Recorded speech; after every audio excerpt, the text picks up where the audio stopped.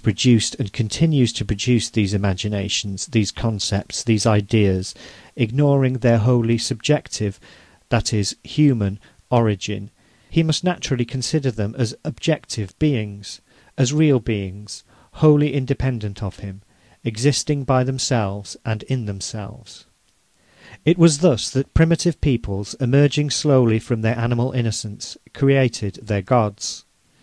Having created them, not suspecting that they themselves were the real creators, they worshipped them.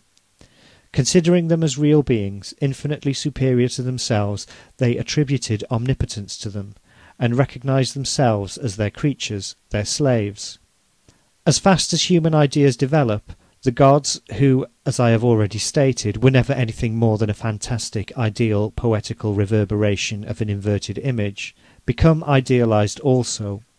At first gross fetishes, they gradually become pure spirits, existing outside of the visible world, and at last, in the course of a long historic evolution, are confounded in a single divine being, pure, eternal, absolute spirit, creator and master of the worlds.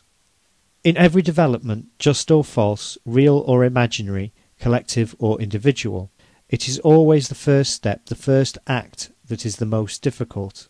That step once taken, the rest follows naturally as a necessary consequence. The difficult step in the historical development of this terrible religious insanity which continues to obsess and crush us was to posit a divine world as such, outside the world. This first act of madness, so natural from the physiological point of view and consequently necessary in the history of humanity, was not accomplished in a single stroke. I know not how many centuries were needed to develop this belief and make it a governing influence upon the mental customs of men, but once established it became omnipotent, as each insane notion necessarily becomes when it takes possession of man's brain.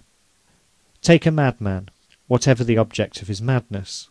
You will find that obscure and fixed idea which obsesses him seems to him the most natural thing in the world, and that, on the contrary, the real things which contradict this idea seem to him ridiculous and odious follies. Well, religion is a collective insanity, the more powerful because it is traditional folly, and because its origin is lost in the most remote antiquity. As collective insanity it has penetrated to the very depths of the public and private existence of the peoples. It is incarnate in society. It has become, so to speak, the collective soul and thought. Every man is enveloped in it from his birth. He sucks it in with his mother's milk, absorbs it with all that he touches, all that he sees. He is so exclusively fed upon it, so poisoned and penetrated by it, in all his being, that later, however powerful his natural mind, he has to make unheard-of efforts to deliver himself from it, and then never completely succeeds. We have one proof of this in our modern idealists, and another in our doctrinaire materialists, the German communists. They have found no way to shake off the religion of the state. The supernatural world, the divine world, once well established in the imagination of the peoples, the development of the various religious systems has followed its natural and logical course, conforming, moreover, in all things to the contemporary development of economical and political relations, of which it has been in all ages in the world of religious fancy the faithful reproduction and divine consecration. Thus has the collective and historical insanity which calls itself religion been developed since fetishism, passing through all the stages from polytheism to Christian monotheism. The second step in the development of religious beliefs, undoubtedly the most difficult next to the establishment of a separate divine world, was precisely this transition from polytheism to monotheism, from the religious materialism of the pagans to the spiritualistic faith of the Christians. She-pagan gods, and this was their principal characteristic, were first of all exclusively national gods. Very numerous, they necessarily retained a more or less material character, or rather, they were so numerous because they were material, diversity being one of the principal attributes of the real world.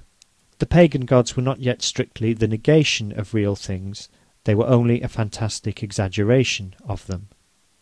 We have seen how much this transition cost the Jewish people, constituting, so to speak, its entire history. In vain did Moses and the prophets preach the one God.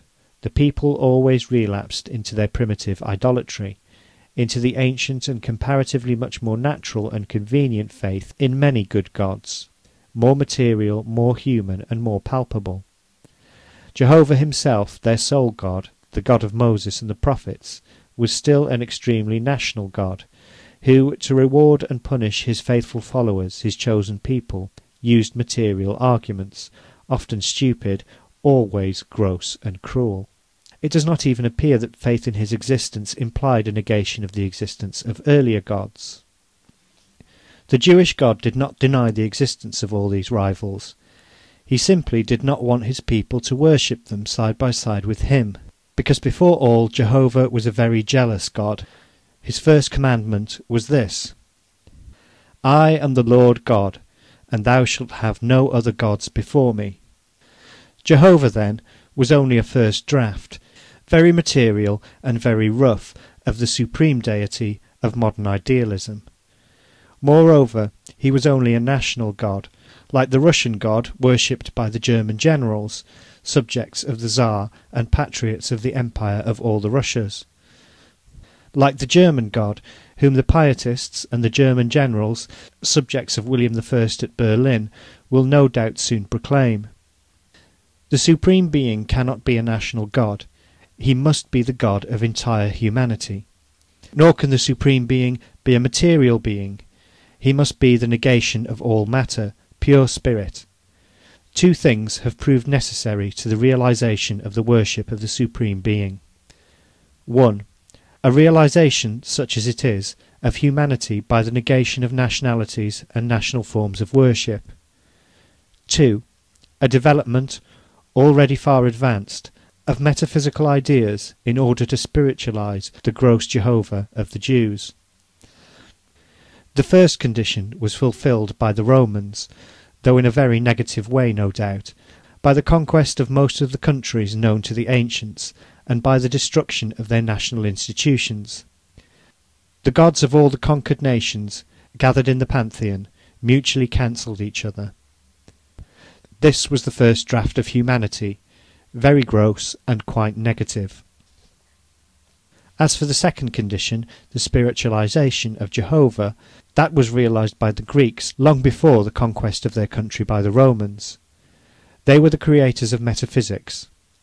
Greece, in the cradle of her history, had already found from the Orient a divine world which had been definitely established in the traditional faith of her peoples. This world had been left and handed over to her by the Orient. In her instinctive period, prior to her political history, she had developed and prodigiously humanized this divine world through her poets, and when she actually began her history, she already had a religion ready-made, the most sympathetic and noble of all the religions which have existed, so far at least as a religion, that is, a lie, can be noble and sympathetic.